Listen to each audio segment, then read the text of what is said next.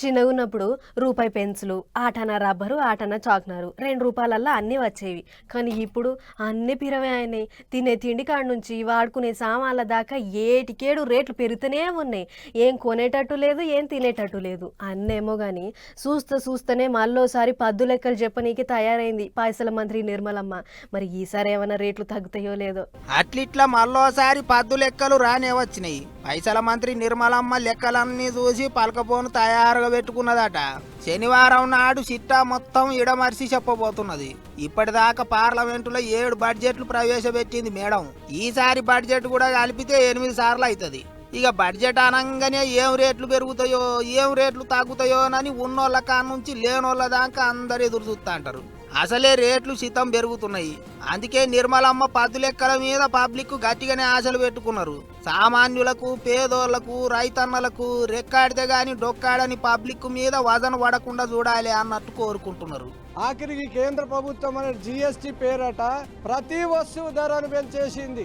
ఆఖరికి పిండి మీద, పాల మీద, డబల్ రోటీల మీద ఏది పెట్టుకున్న ధరలు అనేటువంటిది బాగా విపరీతంగా పెంచడం అనేటువంటి జరుగుతున్నాయి. దాంతో వాళ్ళకి వచ్చే కూలీ దొరకలేదు, వచ్చిన కూలీ తక్కువ ఉన్నది.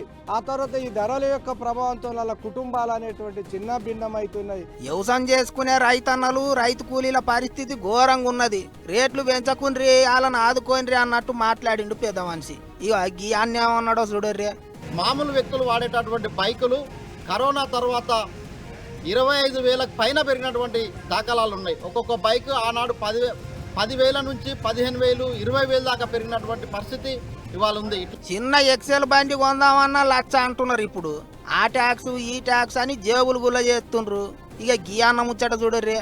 ఏదన్నా కూరగాయలు కొనాలంటే పోయి కొనలేని పరిస్థితిలో ఉంది. ధరలు చూస్తే మండుతా ఉన్నాయి. సామాన్యుడు పండిస్తున్న పంటలకు గిట్టుబాటు లేదు. ఇట్లాంటి పరిస్థితులలో ఏదైతే బడ్జెట్ ఉందో ఈ బడ్జెట్ లో ఇప్పటికైనా సామాన్యుడికి అందుబాటులో ఉండే విధంగా, మధ్యతరగతి వాళ్ళకి అందుబాటులో ఉండే విధంగా బడ్జెట్ సమావేశాలు ఉండాలి. గిట్లా ఎవ్వలను గదిలిచ్చినా రేట్లు ఏం నామున పెరిగినాయి, తక్క చేయాలి. పైసల మంత్రి పద్దు లెక్కలు జర చూసి రాయాలి అన్నట్టు మాట్లాడుతుండ్రు. ఎట్లా పడితే అట్లా రేట్లు పెంచుకుంటా పోతే దినం కైకిలి చేసుకుంటే గాని బతకలేని పబ్లిక్ ఏం తినాలి, ఏం కొనాలి అని గరం అవుతున్నారు. మరిగా చూడాలి ఈసారి నిర్మలమ్మ పద్దు లెక్కలు ఎవలను మురిపిస్తాయో ఎవలను పరిశాన్ చేస్తాయో అనుకుంటారు జనాలు.